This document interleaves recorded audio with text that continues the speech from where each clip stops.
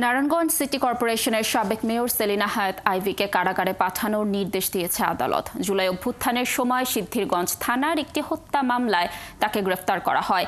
এর আগে বৃহস্পতিবার রাতে পুলিশ আইভীকে গ্রেফতারে তার দেওভোগ এলাকার বাড়িতে গেলে বাড়ির চারপাশে অবস্থান নেয় এলাকাবাসী। পরে শুক্রবার ভোরে তাকে গ্রেফতার করে পুলিশ। হাবিবুর রহমানের তথ্য ছবিতে প্রতিবেদন। শুক্রবার রাত 11:30টায় নারায়ণগঞ্জের সাবেক মেয়র সেলিনা হায়াত আইভীকে গ্রেপ্তারে তার দেওভোগ এলাকার বাড়িতে যায় পুলিশ। এই খবর ছড়িয়ে পড়লে তার সমর্থকরা বাড়ির চারপাশে অবস্থান নিয়ে বিক্ষোভ শুরু করে। অপরাধটা কি আমরা সে বিষয়ে জানতে চাই। কেন ভিতরে আছে, কিসের জন্য আছে? আইনমন্ত্রী, স্বরাষ্ট্রমন্ত্রী সব পলাচ্ছে, কারণ অপরাধী। সে অপরাধ করতে সে পলাইতো, সে অপরাধ সে পলা নাই। কি সন্ত্রাসী করছে, কারো খুনের মামলা সার্ভিস কি লেগে নিতেছে।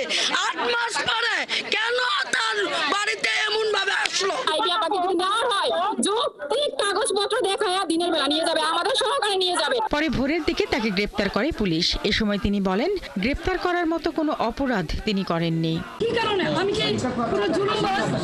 আমি কি হত্যা করেছি? আমি কি চাঁদাবাজি করেছি?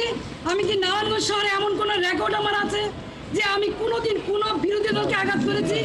তাহলে কিসের জন্য, কি কারণে, কোন ষড়যন্ত্রের কারণে, কার সাথে আমাকে অ্যারেস্ট করা হলো? আমিও প্রশাসনের কাছে জানতে চাই।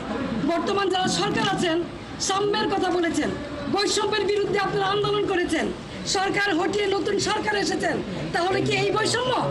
তাহলে অনেস্ট রাজনীতি, সততার কিসের মূল্যায়ন?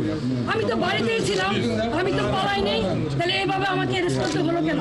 এরপর সাবেক মেয়র আইভীকে পুলিশ সুপারের কার্যালয়ে নেওয়ার সময় প্রতিবাদী স্লোগান দেয় এলাকার লোকজন। এক পর্যায়ে তারা আইভীকে বহন করা গাড়িতে হামলা করে। এ সময় সংঘর্ষে 2 পুলিশ সহ 5 জন আহত হয়। পুলিশ জানায় সাবেক মেয়রকে সিদ্ধিরগঞ্জ থানার একটি হত্যা মামলায় গ্রেপ্তার করা হয়েছে। তার বাসায় আমরা অভিযান চালাই এবং ভোরবেলা তাকে গ্রেপ্তার করতে সক্ষম হই। তার নামে সিদ্ধিরগঞ্জ থানায় 3টি হত্যা মামলা এবং ফুতুল্লা থানায় একটি আদর্শ মামলা রুজু আছে। আমরা সিদ্ধিরগঞ্জ থানায় একটি হত্যা মামলা তাকে গ্রেপ্তার দেখিয়েছি। পরে সকাল 10টার দিকে তাকে নারায়ণগঞ্জের সিনিয়র জুডিশিয়াল ম্যাজিস্ট্রেট মাইনুদ্দিন কাদেরের আদালতে তোলা হয়। শুনানি শেষে তাকে কারাগারে পাঠানোর নির্দেশ দেয় আদালত।